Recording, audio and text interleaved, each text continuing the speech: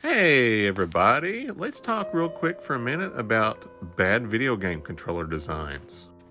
So I was browsing Amazon's Shop-a-thonometer thing that tells you to buy everything because consumerism is super duper. And this affront to God showed up.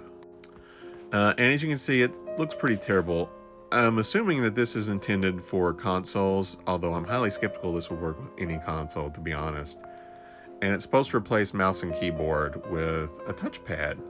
The problem is they got rid of a stick to add the touchpad, and we need two sticks. This is the year of our Lord, 2023. We need two sticks on a controller. So, for those unfamiliar with the Atari Jaguar, it was one of the early 64-bit video game consoles. And it had a controller that looked approximately like a bar stool with a bunch of buttons placed all willy-nilly.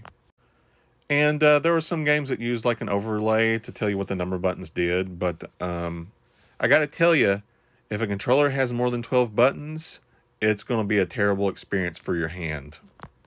Now, a lot of people are pretty skeptical about the Nintendo 64 controllers, and this was one of the earlier ones. This was before we decided that humans should be able to use both thumbs with the thumbstick. So it had one thumbstick in the middle, and you had to awkwardly switch your hand depending on what game you were playing. And it was okay. Not great, but it was okay. It was pretty awkward, but I have big gorilla hands, and this felt okay, except when I had to switch between the D-pad and the thumbstick. That kind of felt weird.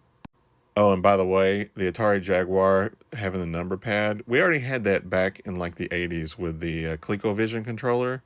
And the thing about the ColecoVision is it worked on it because back then these were 4-bit consoles, with the exception of some home computers like I'm drawing a blank here. The Commodore I think actually did 8-bit, Commodore 64.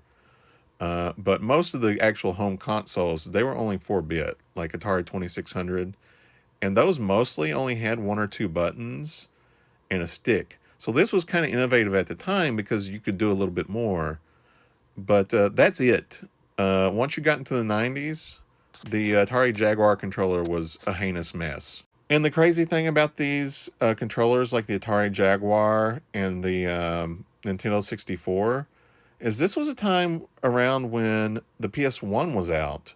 And although the PS1 controller initially didn't have two thumbsticks, it got the dual thumbstick thing, and we decided as a humanity that it was the perfect controller configuration. So pretty much all controllers look more or less like this now, and we like it. Thank you, PlayStation, Sony, for giving us God's perfect controller. And this is an early mock-up of the PS3 controller, which looks like a horrible boomerang. And fun fact, the original Xbox had a very similar configuration, and it was such an affront to God. You can't find pictures of it on the internet. I searched for like 20 minutes, and I'm like, this is too much work. And here is the original Xbox controller design that they went with, and it's pretty good. The top one was first, and then they went to more of the side one, and those are great. They're fine. The bigger one, it's a little clunky, but for nostalgia, it's fine.